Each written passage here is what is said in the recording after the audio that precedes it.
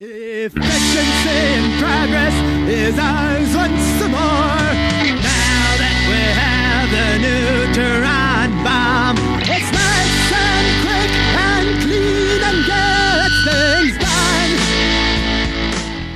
E aí, pessoal, bem-vindos à nova edição do Pilha de Bis, mais um podcast do site Arte Final. Acesse lá, artefinalhq.com.br. Eu sou o Marcos e estou mais uma vez com o Dãozinho. E aí, amigo, beleza? E com o Vitor Azambuja. E aí, gente boa. E aí, Vitor, qual o gibi dessa semana? O gibi dessa semana, finalmente, um gibi que eu tava esperando muito chegar aqui no Brasil e não me decepcionou. Future Quest, lançado pela DC Comics no universo da Hanna-Barbera, uma iniciativa que foi anunciada há alguns anos atrás. A DC lançar quadrinhos recontando alguns, reimaginando, na verdade, os personagens da saudosa Hanna-Barbera. Chegou aqui o encadernado, o volume 1 do Future Quest, que é a edição 1 a 6 da revista. A série ela tem roteiros do Jeff Parker e desenhos do Ivan Doc Schenner e do Steve Rude, que são dois dos meus artistas favoritos, principalmente o Rude. E até falando uma curiosidade sobre a arte, essa série estava inicialmente sendo desenvolvida com concepts e imagens de divulgação do Darwyn Cooke, que é um dos nossos artistas homenageados já num podcast bem especial do Sete Jagunços, que vai estar o link aí para você escutar, se você ainda não escutou. Só que infelizmente o Darwyn Cooke morreu antes de chegar a trabalhar mais ativamente na série e antes de chegar a produzir, então ele não está acreditado nessa edição. Tem um texto do Jeff Parker homenageando dele e as imagens que ele chegou a produzir para divulgação estão inclusas também nesse encadernado que tem esses extrinhas aí. Uma pena que a gente não viu o Darwyn Cooke diretamente produzindo, né, nessa edição, mas eu acho que o Steve Rude e o Doc Schenner, eles conseguiram honrar aí as ideias dele. E isso daí tinha a cara dele, né, do Darwyn Cooke. Era até o que eu ia perguntar pra você, que eu não tenho a edição da Panini. Eu comprei o encadernado gringo, porque como a gente falou num podcast lá no início de 2017, num especial dos melhores de 2006 e as expectativas para 2017, essa linha da Hanna-Barbera era uma das minhas expectativas, e eu podia jurar que isso não ia sair encadernado aqui no Brasil. Minha expectativa era que ele ia sair numa revista mix. Até então a gente não sabia dos planos da Panini de meio que acabar com os mixes no Brasil, né? Só que quando anunciou que ia sair esse encadernado, eu já havia comprado o primeiro volume gringo. E eu ia perguntar realmente se tem esse texto de homenagem ao Darwyn Cooke também na edição nacional. Essa edição encaixaria perfeito, né, no estilo do Darwyn Cooke, tanto no estilo de desenho como na escrita dele, né? Esse Future Quest, que é o primeiro dessas edições da Hanna-Barbera que chegaram no Brasil, né? Que além do Future Quest tem, dessa primeira leva, teve um gibi dos Flintstones, um do Scooby-Doo e um da Corrida Maluca, que eu acho que o da Corrida Maluca é o mais diferente com o que a gente tá acostumado. É escrita, inclusive, pelo Garth Ennis. Esses gibis também têm expectativa de chegar no Brasil, Vitor? Sim, já tem nos checklists não oficiais as 3 outras séries que fecham essa primeira leva da iniciativa da Hanna-Barbera pela DC, que encadernados, assim como o Future Quest, possivelmente da edição 1 e edição 6, que é os Flintstones, a mais fiel ao original, é uma história reimaginada como uma crítica social aos dias de hoje, que é o que os Flintstones faziam no desenho, só que, claro, agora as críticas já são para questões mais atuais do que eram daquela época. Scooby Apocalypse, que reconta a origem, se é que dá para se chamar assim, do Scooby-Doo e da sua turma, da Máquina do Mistério, num futuro pós-apocalíptico que acabou sendo dominado pelos monstros, e tem roteiro do J.M. Demetrius, né, que é um dos meus roteiristas favoritos. E na primeira edição, desenhos do Jim Lee, né? Ou é na minissérie toda? Eu acho que é só na primeira edição. Eu só li a primeira edição e vi que a minha expectativa ia ser recompensada e esperei sair aqui no Brasil e finalmente agora consegui esse encadernado do Future Quest.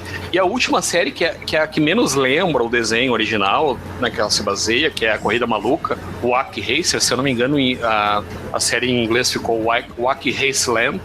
É uma série que reimagina a Corrida Maluca também num futuro pós-apocalíptico, né? Bingo, né? Tem que fazer toda a série sci-fi, tem que ter alguma coisa a ver com o futuro pós-apocalíptico. E é um contexto mais adulto, até a Penélope Charmosa tem uma roupa meio sadomasoquista, assim. Os carros, eles são personagens, eles falam, É que eu menos gostei, das outras três eu realmente gostei, até do Scooby Apocalypse, que eu achei que não ia ser legal, eu gostei. Future Quest é a minha favorita, sem dúvida. Mas essa Corrida Maluca é a que eu menos gostei. Sinceramente, não achei muito interessante. Até tô curioso pra ver o encadernado se a história engrena. Eu li também só a primeira edição da Corrida Maluca.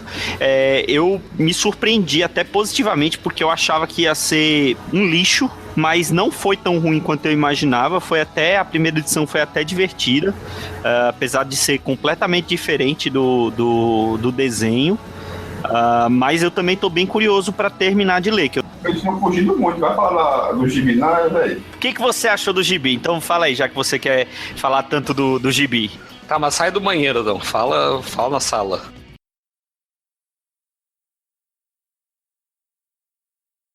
Tá ouvindo?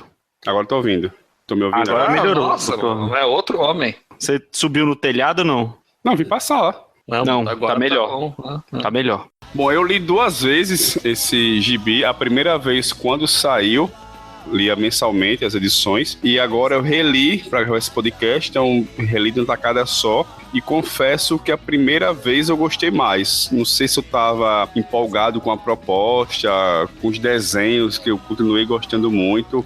Mas eu, nessa segunda leitura, que eu li de uma vez só, como tem muito personagem, tem uns momentos que eu achei meio confuso, sabe? A narrativa geral dessas 6 primeiras partes, tem horas que, sei lá, dá uma truncada, uma travada ali no meio. Tem personagem demais, e, sabe? Tá ali só por estar ali. Não me pegou tanto, sabe? Não sei o que aconteceu. Esse negócio de trabalhar com muito personagem é sempre complicado, né? Não é qualquer um que faz. Fora isso, as outras partes, assim, os diálogos são muito bons, a forma como ele construiu os personagens tá bem fiel ao original, coisa e tal. Assim, não deixa de ser divertida. É uma série bem divertida, assim, de ação contínua. Mas eu achei, sabe... Até aqueles backupzinhos que tem, eu achei todos uma merda, cara. O que travou um pouquinho a leitura foi justamente esses backups. Eu achei meio esquisito. Deu uma truncada realmente na leitura, mas, assim, ainda assim, eu gostei muito do gibi. É que os backups eles saíam na mensal. Eu acho que o que eles erraram foi encadernar os backups na ordem que eles foram publicados. Porque aí realmente você tá lendo uma história, daqui a pouco tem outra história, aí volta pra história, tem outra história. Se eles tivessem colocado todos os backups pro final e todas as histórias principais pro começo, eu acho que tinha ficado melhor. Eu só acho que a história perde um pouquinho de fôlego quando entram os impossíveis. Até casaria legal, né? Os Impossíveis, por ser realmente super-heróis junto com o Homem-Pássaro, que também tá na história. Até que encaixaria legal, mas eles ficam meio à parte, né? Eles entram... Não fazem parte da história principal, pelo menos por enquanto, né? Só nos backups. E os Impossíveis, pra mim, pelo menos, ficou pior, porque de todos esse grupo que tá aí, assim, fora o Space Ghost, óbvio, mas entre os outros mortaizinhos, os Impossíveis era meu desenho favorito de todos. Eu adorava aquele desenho, eu era louco pra aquele desenho, sabe? E eu fui rever agora uns vídeos no YouTube, continuei gostando, sabe? A proposta, os poderes, as histórias, era bem divertida, uma ação bem legal. E eles ficaram, eu achei meio bobo, sabe? Não que o outro seja muito adulto, não é essa a questão, mas ficou muito aquém da aventura que se propôs ali com Johnny Quest e o resto, sabe? Ficou muito por fora isso daí, não gostei não. Os meus personagens favoritos, pra mim, todos eles estão excelentes, que eram o Johnny Quest, o Homem-Pássaro, o Space Ghost e os Herculoides. Eu gostei de tudo que eu vi deles, gostei até desse novo Maitor que eles criam pra conseguir colocar o Maitor no presente, junto com esses outros heróis, eles acabam criando uma nova identidade pra ele, eu achei muito legal. Eu achei muito legal isso também. É muito bem sacado, sabe? Eu gostei. Os Impossíveis eu confesso que eu não gostava. Eram uns desenhos que eu menos gostava. Até aquele outro que é de aventura também, o Galaxy Trio, eu também não era muito fã. Mas, bom, Johnny Quest é uma obra de arte, acho que era o desenho mais complexo, né? O que teve mais revival, inclusive, chegou a ter um desenho, As Novas Aventuras de Johnny Quest, que eu assisti bastante também, que já era uma outra pegada, mas o clássico é muito bacana também. E a história realmente... Eu gostei do... A história começa com um vilão, né, extradimensional, extraespacial, o Omnicron. Começa com a força espacial enfrentando ele num outro planeta, e aí narra um pouco a origem do Space Ghost, que é uma coisa que no desenho me parece que nunca apareceu. E aí ele acaba tentando invadir a Terra, e eles usam isso pra juntar todos esses personagens. Eu gostei muito da maneira que eles deram pra ir juntando esses personagens. Claro que num determinado momento a coisa acaba ficando... Você sabe que eles estão forçando a barra pra fazer essa união acontecer, mas essa era a ideia, né? Ninguém nunca negou. Eu achei que foram muito felizes, assim, na forma como juntaram os personagens da aventura. Num dado momento, quando entram o Dinoboy, eu achei que realmente, olha, tem muito personagem, podia ter deixado ele pra uma outra série. Não sei como é que vai se desenvolver isso na segunda parte, né? Porque vai acabar na edição 12 do original, então tem mais um encadernado com esse título, Future Quest, e depois vai virar já virou uma antologia, né? Future Quest Showcase. Tomara que em algum momento eles retomem essa ideia dos personagens todos reunidos numa única aventura, um grande crossover, assim. Eu gosto bastante desse conceito e por enquanto tô gostando bastante da história. Vamos retomar quais são os personagens que aparecem, né? Os protagonistas que o Vitor já falou, que é o Johnny Quest, Space Ghost, o Homem-Pássaro, que ele é apresentado como um agente especial, né? Não. Ele já era no desenho, né? Mas Homem-Pássaro não. Homem-Pássaro! Ou Harvey, o advogado. Não, para com isso. É que tanto o Space Ghost quanto o Homem-Pássaro tiveram séries do Adult Swim, né? O Space Ghost também era do Adult Swim ou era anterior ao Adult Swim? Era anterior. Era Space Ghost de costa a costa. Coast to Coast, que o Space Ghost tinha um talk show, né? Além desses, aí tem o Dinoboy, que o Vitor falou, os Herculoides, o Maitor, aparece numa dessas histórias backup, o Frankenstein Jr., aparece o Galaxy Trio, aparece os Possíveis. Quem mais que aparece? Mais alguém ou que eu tenha deixado passar ou só esses que... Não, os principais são esses, né? Porque o próprio Herculoides é um grupo grande de heróis. Aparece aquela organização do Homem-Pássaro, a Medo, e a Jezebel Jade, que são os vilões, são os vilões terrenos, né, da história, isso, né? São os que estão na Terra, exatamente. É meio que liga tudo, que eles também estão atrás desse fragmentos desse Omnicron, né? Então, o que liga tudo, né? Fala aí o que você achou da história. Cara, eu gostei principalmente do início. Esse início que parece principalmente o Johnny Quest com o Homem-Pássaro e essa origem, entre aspas, do Space Ghost, que é a primeira edição, eu achei sensacional. O decorrer da história é uma aventura muito legal, é interessante você ver como eles estão tentando juntar as histórias de todos esses desenhos para se encaixar. Esse Maitor que é apresentado, que o Vitor falou, eu achei também sensacional o jeito que eles utilizam para aparecer o personagem nos dias de hoje, mas eu acho que lá do meio pro final desse primeiro encadernado meio que se perdeu. Eu não sei se foi essas histórias de backup que quebram um pouco o ritmo da leitura. Eu não sei se por eu ter lido a edição em inglês e meu inglês não é essas coisas todas, eu não tenho aproveitado da melhor forma. Me empolguei de continuar lendo, tanto é que eu já comprei o segundo encadernado, tá aqui na minha pilha,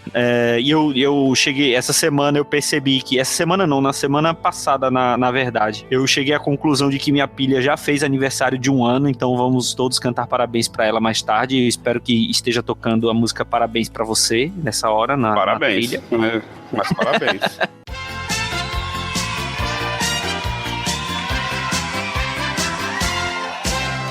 Hoje vai ser uma festa, bolo em guaraná, muito doce pra você. É o seu aniversário, vamos festejar, os amigos receber.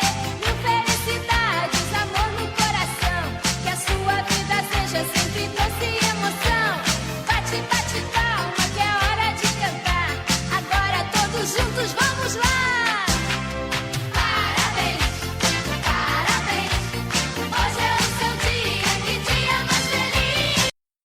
Pois é, tô com um ano de gibi pra ler. Ele tá lá na pilha pra pegar esse segundo encadernado, que foi lançado há pouco tempo nos Estados Unidos, tem coisa de 1 ou 2 meses que foi lançado. E eu espero que ele feche melhor a série do que o que fechou o primeiro encadernado, que eu achei muito confuso esse finalzinho do primeiro encadernado, mas mesmo assim é muito divertido ver esses personagens que a gente viu, não é muito da minha época, talvez seja mais da época do Vitor, que eu acho que é o mais velho aqui da gente. Mas eu mesmo assim, eu assistia muito. Principalmente, eu gostava muito dos Herculoides. Eu assisti já em reprise isso. Acho que eu peguei um pouco de Johnny Quest, Herculoides, Homem-Pássaro, Space Ghost. Peguei um pouco na TV aberta, talvez no SBT, sábado de manhã. Sim. E depois assisti mais por reprise no Cartoon Network. A época que o Cartoon Network era bom ainda, né? Não era só um canal de desenhos amalucados. Depois foi ficando. Porque o Cartoon Network surgiu para poder para ser um canal para exibir o material da Hanna-Barbera. Aí começaram a passar desenhos originais e outras coisas. Aí eles criaram o Boomerang, que aí tinha a proposta que o Cartoon Network tinha no início. Aí eles transformaram o Boomerang num canal de infanto-juvenil ou infantil com série live action e outras coisas. Aí botaram no Tooncast. Daqui a pouco vão fazer a mesma coisa com o Tooncast e vão criar um outro canal para poder passar essa velharia, né? Mas é legal. Eu tava brincando, eu gosto muito de vários dos originais do Cartoon Network, mas eu sinto mesmo falta dessa época em que passava esses desenhos, que é o que a gente pode chamar de clássico, né? Acho que tirando Thundercats, He-Man, Transformers, o que a gente tem de mais clássico em matéria de desenho animado de aventura é isso aí. E é uma pena mesmo. O Tooncast eu acho que eu nem tenho aqui em casa, pra você ter uma ideia. Eu gostava do Boomerang. O Tooncast, ele é canal premium, tem só nos pacotes mais caros. Vai pra pegar aquele pessoal pela nostalgia mesmo. Esse nerd gordo aí tá com saudade do desenho, vai ter que pagar, então. E passavam outros desenhos da Hanna-Barbera que eram os desenhos mais de humor, né? Além dos Flintstones, tinha os Jetsons, que até não entrou nessa iniciativa da DC ainda. Acho que daria um quadrinho bem legal, os Jetsons. Tinha o Manda-Chuva, tinha a Formiga Atômica, acho que o Esquilo Sem Grilo, não lembro se era da Hanna-Barbera também. Não, é o Esquilo Sem Grilo. O Esquilo Sem Grilo, o Esquilo Secreto. Tinha uma série de desenhos muito legais que essa empresa chamada Hanna-Barbera. Leão da Montanha. Leão da Montanha, inclusive, tá numa segunda leva, né, desses quadrinhos. Eles, se eu não me engano, eles reimaginaram o Leão da Montanha como um artista gay, né? Não, é igual, é perfeito pra ele. Saída pela esquerda. Seria massa se eles lançassem o gibi do Manda-Chuva. Aí seria foda. O desenho do Manda-Chuva, eu acho que é uma das coisas, assim, que a versão nacional deixa tudo muito sensacional. Eles fazem com nomenclatura de rua de São Paulo, com um monte de referência à cultura nacional. Aquilo é sensacional. Cara, a dublagem no Brasil nessa época era uma coisa de arte, assim, sabe? Tem muito do problema de você ver esses desenhos hoje, é você encontrar essa dublagem original, que é uma experiência, não é só nostalgia, uma experiência muito legal. A dublagem do Johnny Quest, eu ainda consegui comprar um box de DVD, Corrida Maluca e Apuros de Penélope me parece que tem box também, o Flintstones tem box, mas eu acho que ficou por aí, e aí alguns DVDzinhos esparsos, né? Eu tô olhando aqui a primeira imagem do Leão da Montanha, que divulgaram em fevereiro, ainda não conheci o gibi. Tá sensacional, tá perfeito, tá muito ele. Se eu não me engano, Manda-Chuva que passa no Tooncast é com a dublagem original. Da última vez que eu consegui ver, tava ainda tudo com a dublagem original. Em algum momento eu acho que os direitos vão expirar e a gente vai ter que se conformar com uma dublagem nova, né? Aliás, uma das grandes decepções, eu acho, é perceber que essas coisas que ele gostava, todas, quando eles relançam agora hoje em dia, é tudo com dublagem nova, né? Putz, não é a mesma coisa. Eu comprei um tempo atrás, todo feliz, um DVD do filme do He-Man, o filme com Dolph Lundgren, que era dublado pelo dublador do He-Man, pelos dubladores do desenho, o filme que eu via na TV. Sim. E tá todo redublado. Nossa, tá uma porcaria, sabe? E em inglês não tem a mesma graça pra gente, né? A gente falando desses desenhos mais antigos, quais desses desenhos, assim, que vocês gostavam mais? Cara, o que eu mais gostava era justamente Super Amigos. Eu acho que depois dele ali só He-Man. Não sei se ainda tem no Netflix, né? Tinha um tempo desse o He-Man, não sei se ainda tá. E assim, parece bem paradão mesmo. Dava pra assistir ainda com boa vontade. Agora, Thundercats sim, Thundercats continua atual. Thundercats ainda hoje é um desenho muito foda, assim, em termos de animação, ser mais ágil, não ser aquele negócio parado, aquele negócio meio sonolento. Super Amigos era a Hanna-Barbera, né? Você não saiu do top. Sim, sim. A Hanna-Barbera fez Super Amigos, fez Quarteto Fantástico, né? Um desenho do Coisa que era um moleque franzino que tinha que juntar 2 anéis, aí ele tinha aquela frase, anéis mágicos, entrem em ação. Lembro, mas esses aí a gente não comenta, esse aí não vale a pena. O Quarteto Fantástico da Hanna-Barbera é aquele que tinha o Herbie, né? O robozinho e não tinha o Toshibana. Pois é, que eles achavam que os moleques iam tocar fogo no próprio corpo e sair pulando da janela querendo voar, né? Normal, né? Todos nós queríamos gibi e pensávamos nisso, né? Agora, você falando de Thundercats, Odão, essa animação Thundercats era mais ágil porque era produzido por um estúdio japonês, né? E o He-Man era aquele esquema lá eu acho que é da Filmation, né? O He-Man. Que eles pegavam pra poder economizar, faziam aqueles frames deles correndo de um lado pro outro, movendo. Eu lembro, era clássico. Eles saíam correndo, aí parava no meio da tela, aí olhava pros 2 lados e continuava correndo. Isso acontecia em todo episódio do He-Man. Isso quando não repetia uma peça do cenário, né? Do Tom Jerry, do Tom Jerry era sempre um criado mudo, uma abajur, assim, que aparecia várias vezes quando eles corriam, assim. Era bem assim. Porque as cenas clássicas que a gente lembra desse desenho, o He-Man levantando a espada com aquela animação, eu tenho a força, com o castelo de Grayskull, aquilo eles usavam justamente pra economizar, porque eles tinham uma cena e eles ocupavam já 1 minuto, 2 minutos do desenho com a mesma cena, sabe? Todo o desenho... Eles não precisavam produzir os 10 minutos, eles produziam 9. Eu gostava de todos esses aí, He-Man, Thundercats. Eu muito vi desenho na minha infância. Acho que sou mais infantil, mas também mais feliz por isso. Pois é. Agora eu quero saber, vamos saber aqui quem era rico na infância. Quem teve o Castelo de Grayskull ou o Thunder Tank? Eu não conhecia alguém que tivesse isso. Quanto mais ter. Poxa. Eu vou contar uma história feliz e triste ao mesmo tempo. Uma vez a minha família fez pra mim um aniversário do He-Man. Não me lembro de quantos anos. Devia ser uns 15 já. Não, brincadeira, eu era pequeno. Minha família fez pra mim um aniversário do He-Man.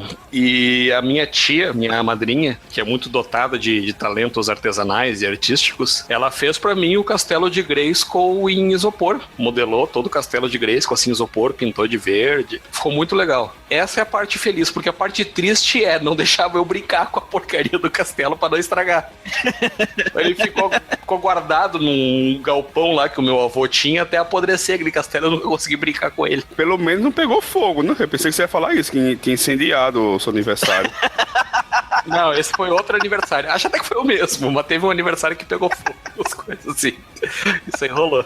Tinha desenhos que a gente vai voltando e a gente vai lembrando, né? Tinha um, cara... Eu gostava de vários desses. Disparado He-Man, disparado Thundercats. Transformers, curiosamente, eu nunca vi. G.I. Joe também, nunca vi desenho do Transformers G.I. Joe, nunca acompanhei. Fui gostar de Transformers com os filmes. Sou putinha do Michael Bay, sim, admito. Nossa senhora, hein, velho? Maria. O primeiro filme dos Transformers é muito bom. Não é não, velho. É um lixo. Não é. Um desenho que eu tô olhando aqui que eu gostava quando era criança, e eu acho que é por isso que eu ainda gosto desses personagens até hoje. Defensores da Terra, cara. Que era o Flash Gordon. Cara, isso era sensacional, bicho. Eu gostava disso. A Mitos lançou há pouco tempo um encadernado dos Defensores da Terra. Eu fiquei maluco pra comprar, mas eu ouvi falar que a história é uma bosta. É uma história até parecida com esse do Future Quest, só que não tão bem feita. Eu gostei, principalmente porque eu gostei muito da abordagem que eles deram pro fantasma nesse encadernado. Eu sou muito fã desse fantasma, do fantasma o espírito que anda, né? Eu gosto muito e eu gostei por isso. Mas não é nenhum primor, assim. Se vocês acharam fraco o Future Quest, é melhor passar longe dos Defensores da Terra. Pelo menos desse primeiro encadernado. Defensores da Terra, eu lembro, eu assistia isso, a gente locava fita, denunciando a idade, né? Cansava de alugar a fita do Defensores da Terra. Isso era muito legal, era muito divertido. Aqueles heróis dos syndicates, né? King Features, isso. O Flash Gordon, o Fantasma, o Mandrake e os sidekicks e os filhos deles, né? O Lothar, que era o sidekick do Mandrake. Um negócio futurista. Todos eles lutavam contra o Ming, né? E o legal é que isso é de 1990, naquela época já era uma... 1986, perdão. E naquela época já era uma coisa que tinha que ser futurista, porque esses caras são da década de 40, né? Então já era uma releitura moderna desses personagens, né? Nunca vi isso na minha vida, Sério? em momento algum. Perdeu. Você é uma pessoa incompleta. Cara, Deve você ser tem que fazer, tem que Não, corrigir essa não falha vou, de não. caráter agora, Não, velho. prefiro ser sem caráter mesmo. Não, agora deixa eu falar de um desenho que eu vi já adolescente. A gente tá falando de desenhos da infância, né? Bom, Príncipe Valente, eu tô olhando vários aqui. O Google puxou uma lista aqui pra mim, pra me matar de nostalgia. Mas deixa eu falar de um que eu vi adolescente também nessa linha, que eu adorei. Isso eu queria muito, junto com Liga da Justiça Sem Limites, que é um desenho que não tem um box aqui no Brasil. É Fantasma 2040, cara. Eu ia falar disso agora. E era um desenho adulto, passava na MTV, se eu não me engano. Passava no Animax. Eu lembro No disso no Animax. Animax aqui, quando tinha esse canal Animax. Eu tô olhando aqui, ele é do mesmo... o design dos personagens é do mesmo criador do Enel Flux. Então ele tinha toda uma estética esquisita também. Era aquele desenho feio, mas que era legal. Você assistiu isso, Dão? Você tá tão calado aí? Não, que isso aí, você foi falar aí dos riquinhos, isso aí não vi não, cara. TV a cabo em 2012. Mas eu acho que chegou a passar na Globo isso aqui, se eu não me engano. Eu acho que passava de madrugada, uma coisa assim. Não, Eu não não passava, vi, não. Não, eu acho que passava de Nem manhã. conheci isso. Mas não era um desenho pra criança, né? Era um desenho um pouco mais adulto. Então fala aí dos seus desenhos de infância, Adão, ou coisa que você assistiu já mais adolescente. Assim, recente mesmo, Teen Titans Go, que é bem nessa vibe aí. Cara, eu fiquei viciado nisso, assistindo com meu sobrinho mais velho. Na época ele tinha 9 pra 10 anos. A gente bolava de rir assistindo aquilo. É muito, muito bom, velho. O Teen Titans Go é esse atual, abobadinho, não é o primeiro Teen Titans. Não, eles pequenininhos, eles bem pequenininhos. Nem tem aventura, é basicamente eles na torre brigando entre eles, na torre de distância. É muito bom, velho. Falou o cara que gosta de desenho dos anos 50, velho. Não, mas Teen Titans bom, velho. Teen Titans Go, desses novos, né? Apenas um show. É outro que é sensacional. Eu nunca gostei do outro lá, do Hora da Aventura. Eu achava chatinho. Mas apenas um Esse show. que é o bom. Não, é um lixo. Gambal. Gambal, eu nunca entendi, cara. Meu sobrinho adora, eu nunca entendi aquela porra, velho. Porque não é pra entender, não. É muito. A animação é muito doida, velho. Os desenhos hoje são feitos pra manter as crianças longe das drogas, porque eles já são chapados. A criança vê o desenho e não sente vontade de se drogar, entendeu? Já tem a experiência, assim. A melhor definição, você vai pegar lá a grade dos desenhos do Cartoon Network, é cada coisa, tem Gunbound, Apenas um Show, Hora da Aventura, Titio Avô. Cara, eu acho que o último desenho, assim, que eu acompanhei, que era pra criança, adolescente, início da juventude, né, aquele início da adolescência, foi o X-Men Evolution. Eu achava muito divertido. Era legal mesmo. Ó, vou polemizar, era melhor que o X-Men de 92. Dan, dan, dan. Vamos encerrar por aqui, né? Então, vamos fechar. Depois dessa... Vamos. Como desenho era melhor, como adaptação das histórias em quadrinhos não era tão fiel, mas era uma bela adaptação, sabe? Sério, vamos encerrar, velho. Sério.